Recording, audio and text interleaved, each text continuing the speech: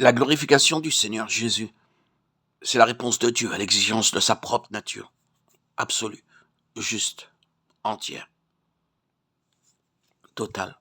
C'est également sa réponse en rapport avec la conception et l'objet de la création. Dieu est satisfait et l'homme est représenté dans la nouvelle création. Nous voyons Jésus couronné avec gloire et honneur. Hébreux 2:9. Notons l'emploi du nom de Jésus dans ce passage. L'utilisation de ce nom ici est tout à fait appropriée. Il est simplement et habituellement appelé Jésus, comme vous le savez, par certaines écoles de pensée qui tendent à le dépouiller de sa déité et de sa seigneurie. C'est une erreur. Mais ici, il est appelé Jésus de manière appropriée. Parce que dans ce nom, il est représentatif de l'homme. En effet, Dieu a glorifié son serviteur Jésus comme le représentant de tous ceux qui croient. Jésus fut glorifié parce que Dieu était satisfait. Mais comment Dieu fut-il satisfait? Dieu est satisfait dans le Christ Jésus.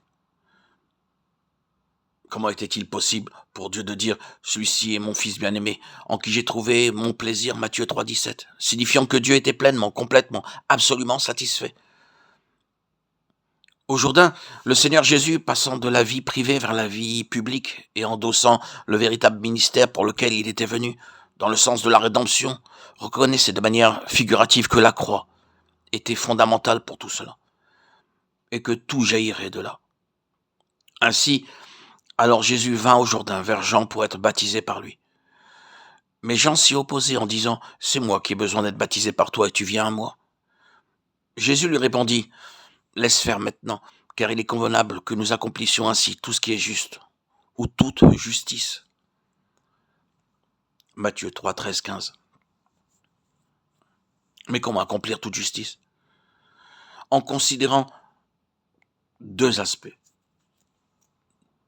deux domaines. Le côté de la mort dans le Jourdain et le côté de la vie au-delà du Jourdain.